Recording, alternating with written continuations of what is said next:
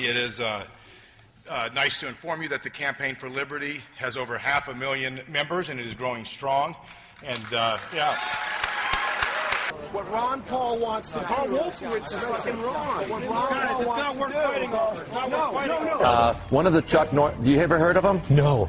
Yes, I have. Yes, I have. I hear Anyway, your tears cure cancer. Too bad you don't cry. No. Listen, Chuck. America's not a democracy. It's a Chuck-tatorship. Now, if that was true, I would go to Washington. I'd line up every member of Congress. And I have Ron Paul, who I believe is one of the more honest men in Washington. I say, Ron, point out the honest politicians and the dishonest politicians. I don't know that. And as we're walking down the line, yeah. he say he's honest. Now he's dishonest.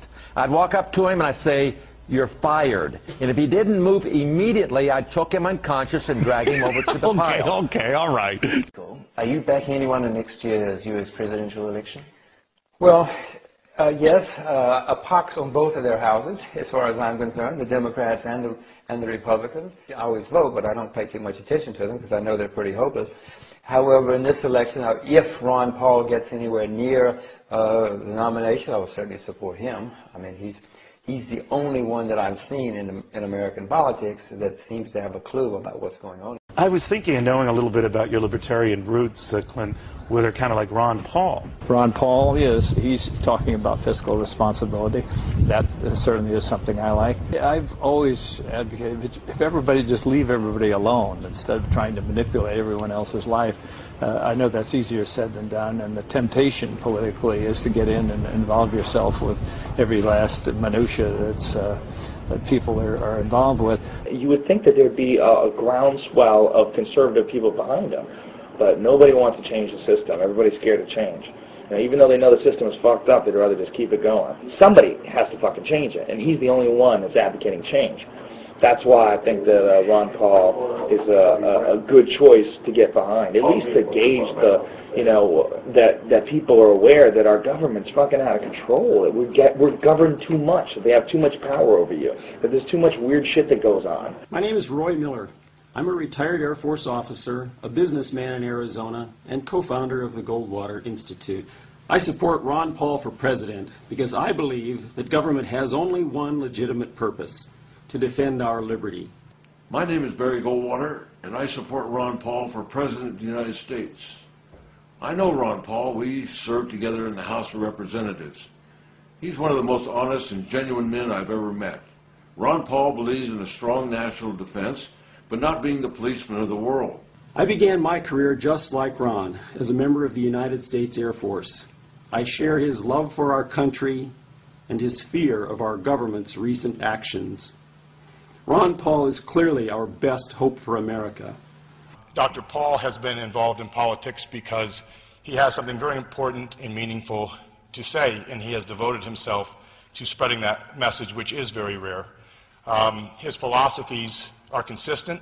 They do not waver based on political polls or public opinion. His principles are based in fact and logic, which is rooted in the very foundation of America. We are all very lucky to have a voice like his out there, and we need to have more out there that are like his. It is my great honor tonight to present to you Dr. Ron Paul.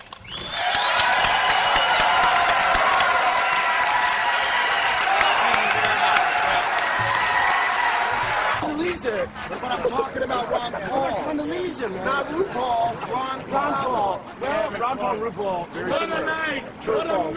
Read the Constitution. Read the Constitution is what I'm saying. So now with Paletti dropping out, Rick Perry dropping in, and Michelle Bachmann and Ron Paul dominating the Ames straw poll, we got ourselves a race. We have a top tier. It is Mitt Romney, Rick Perry, and Michelle Bachmann. We have a new top tier, and it's Perry, Mitt Romney, and Bachmann. There's now a top tier in this race, at least for now, of Romney, Perry, and Bachmann. I mean, I think that's fair to say. Really fair to say? You're not forgetting, I don't know, anyone, say an ideologically consistent 12-term congressman who came within less than 200 votes of winning the straw poll? Isn't anyone going to give that gentleman a little love? There's a top tier now of Bachmann and Perry and Romney, and, we haven't mentioned, and we should, Thank you. We haven't mentioned, and we should, Rick Santorum, who did really surprisingly well for the amount of money and resources he had. Rick Santorum, he didn't get half of what Ron Paul got. He lost to the guy who lost so bad he dropped out of the race. Santorum? We're looking at Mitt Romney, who continues to be the front runner, but we have Rick Perry as well, and now Michelle Bachmann. Let's not count out John Huntsman, though. What? John Huntsman? Huntsman got 69 votes. Why is the media ignoring you to the extent to not mention you at number 2 in the poll? They mention number 1 and 3. Why? Good question. I don't know if I have the answer because we have to ask those who do those kind of things. I believe personally that I am gaining recognition in the campaign, and it's a threat to a lot of people. It's a threat to the military-industrial complex. It's a threat to the bankers, the big corporations who get all the benefit. It's a threat to the people who preach that we have to be in the world and be in all these countries. So I think it's big banks, big money, big corporations, and the people who want to be the warmongers. If our views, you know, keep growing in popularity as they are, it's a real threat to the establishment. So the establishment is well protected in many of those individuals that control the 5 major networks.